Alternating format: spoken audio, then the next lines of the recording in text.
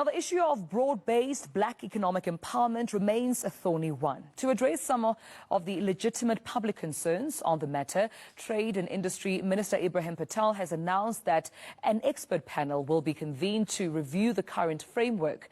But meanwhile, the Kagiso Trust has welcomed gazetted changes from the Department of Trade and Industry on BBBEE codes. It says these play quite a vital role in eradicating poverty and further creating economic opportunities in South Africa. I'm now joined by one of its founding trustees, Rev Chikane. Rev, good to have you, and good morning to you. I suppose, reiterating what the minister had to say, there have been concerns raised around the inefficiency of the BEE codes. In your perspective, where have you spotted challenges or even gaps with the BEE code before? Actually, we never had a problem until the amendments of the BEE codes were made in the last few years. But we have been in existence before. During the apartheid days, we used to raise money, take care of victims of the apartheid system, empower them, and we spent about 1 billion by 1993. But as you know, funds dried out after 1994. Money went to government from entities that were funding us.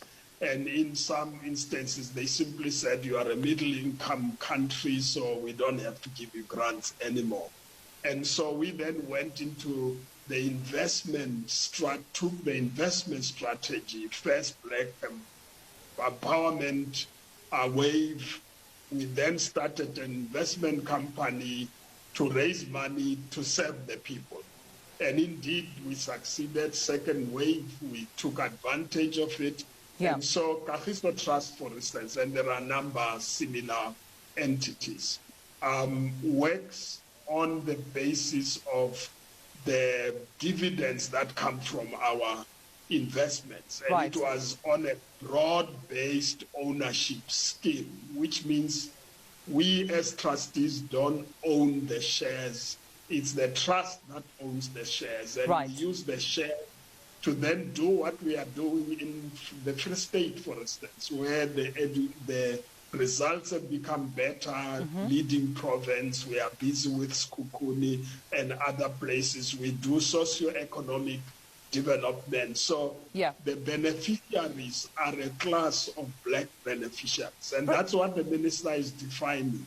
And Reverend, if I may just come in there for a moment. I mean, after the minister obviously alluded to these changes that will be gazetted, I mean, I saw the Kagiso Trust, they're being very much quick to release a statement in support of this. So with that being said, how do you think, the gazetted changes from the DTI, I suppose, will, play a role, this on the BEE codes, that is, will play this role in further eradicating poverty, but also, unearthing these economic opportunities in the country that are so much needed?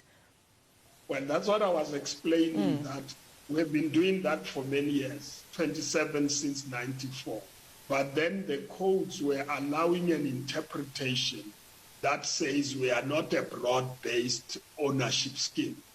And because of that, the companies we invest in were seen as not being empowered. And therefore, all our work was being threatened, and the Women's Development Bank is the same, and other entities. So what this gazetted rules does is to make sure that these types of schemes are not interpreted outside the broad-based ownership scheme. I think that's what these rules are, and we welcome it because it has been threatening our work. Otherwise, we just have to shut down and not do the work that we are doing. And this is an empowerment scheme where we empower young people, children, students, up-and-coming business people. It's one investment that does not benefit an individual. And I think it means Rev Chikane become a black empowerment partner. And makes billions out of it. We make the money for the people, not for ourselves. And that's the fundamental difference. And this threat has been on us for a few years now.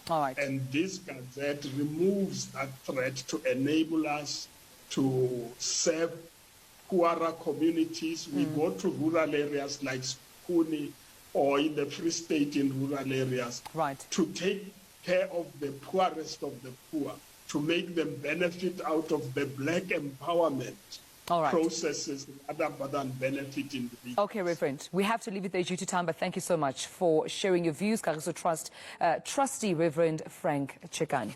All right, on the note still to come, we